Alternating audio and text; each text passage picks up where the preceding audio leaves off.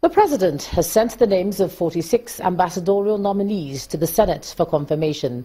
Those to be confirmed include Senator Olorunibe Mamora, representing Lagos State, Justice George Oguntade from Lagos State, and Dr. Uzoma Emenike from Abia State. Dr. Clifford Zira from Adamawa State, Baba Marugu from Bauchi State, and Mrs. Pauline Talon, representing Plateau State, are also among those to be approved by the lawmakers.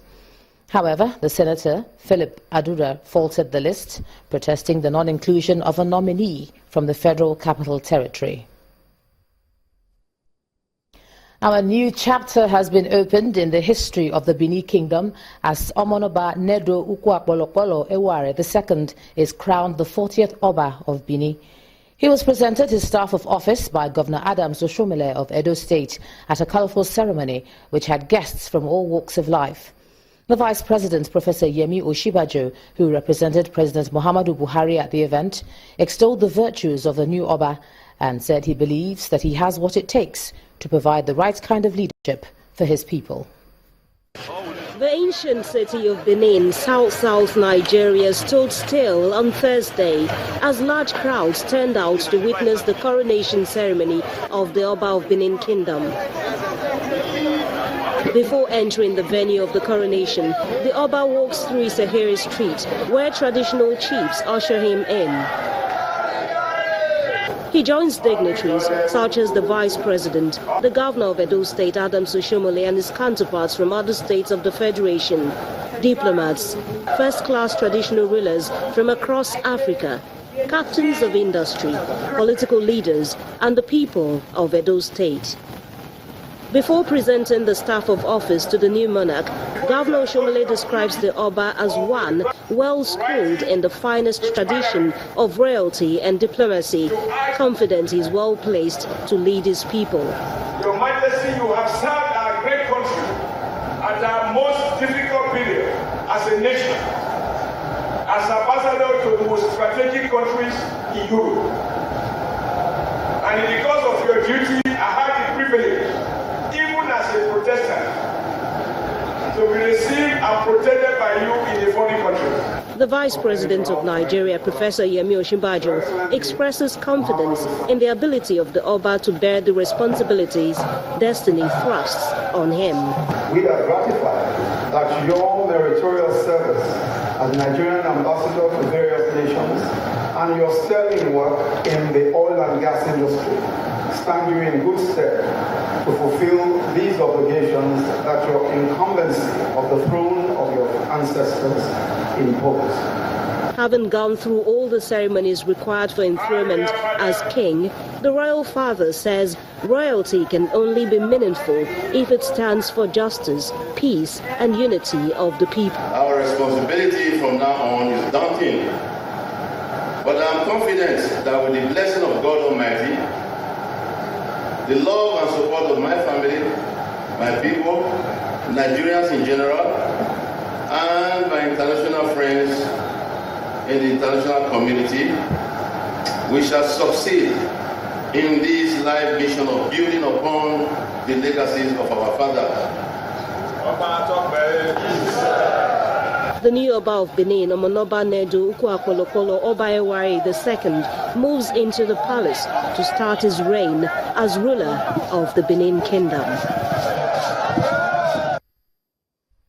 And from that colorful royal ceremony, we cross over to Abuja. Here's Linda Akigbe. Linda. Hello, Ijeoma. The independence and fairness of the electoral process, which reflects the true will of the people, is more essential than arguments being made regarding length of a tenure of a leader. This is the position of Nigeria's former president, Dr. Goodluck Jonathan, who is speaking today during a symposium organized by the Electoral Institute for Sustainable Democracy in Africa. The event, which is taking place in Johannesburg, South Africa, was flagged off by the country's Deputy President, Cyril Ramaphosa. Our Johannesburg Bureau Chief, Betty Dibia, reports.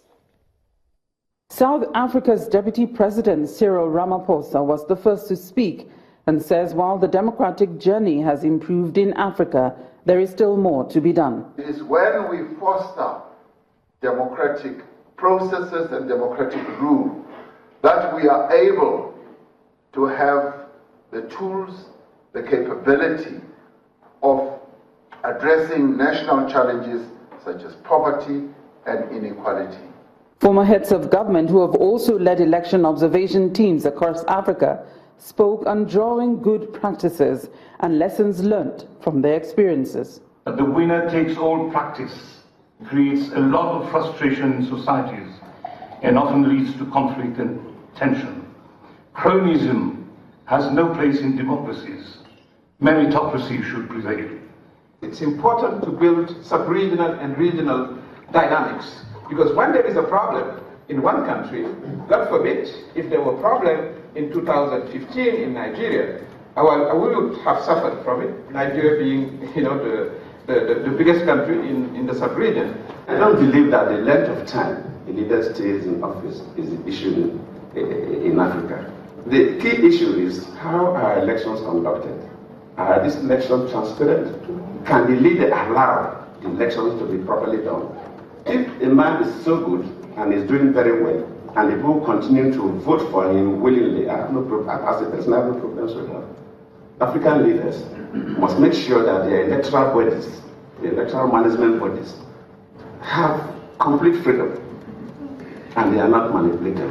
While many agree that Africa has indeed made progress regarding sustainable democracy, there is still a debate on whether the continent is swinging between democratic consolidation and democratic regression.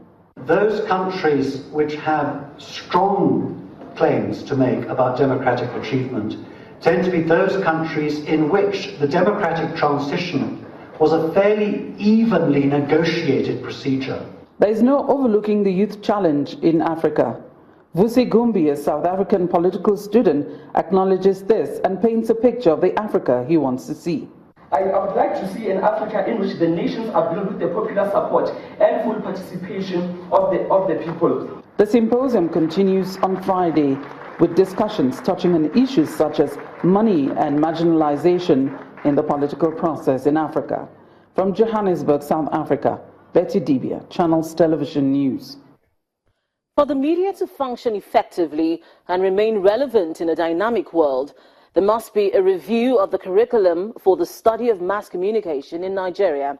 This forms part of discussions as members of a UNILAG Mass Communication Alumni Association seek ways of building the capacity of budding media practitioners.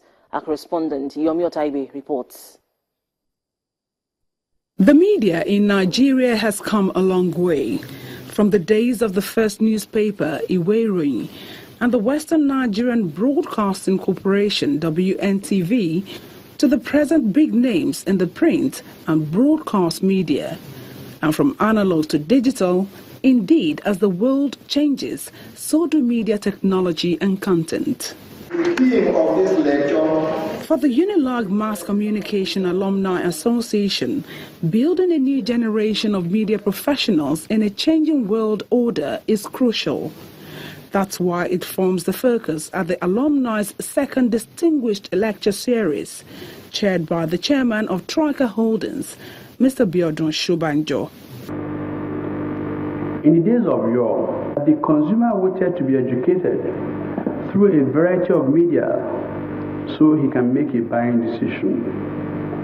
Not anymore.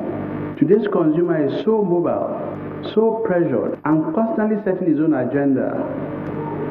Digital technology or the mobile phone has indeed changed our way of life forever.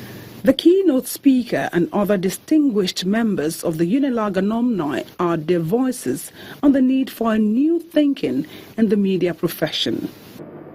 Our authority will only be guaranteed by the special content we serve.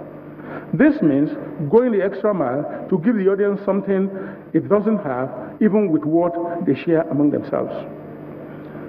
A superior or more revelatory angle to the story, a deeper insight into the event, or a comprehensive analysis or interpretation of the information that only a trained or well-honed journalistic skill could have afforded. I think we need a new curriculum in our communication schools.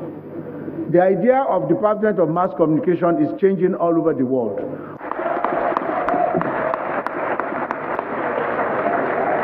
The most important thing I learned is that regardless of where you are or what happens, you have to stay true to yourself. You have to stay true to your journalist nature. You have to follow your rules and etiquette as a journalist. Drawing from this lecture, it is clear that to continue to succeed in this ever-changing world, core media professionals must find their space in the new media world, serving distinct and factual content in fine language on a platter of integrity. From the main auditorium of the University of Lagos, Yomi Otaigo reporting for Channels Television News. And still ahead on the news at 10, our big story tonight captures the return of 21 Chibok girls after over 2 years in Boko Haram captivity. Join us again.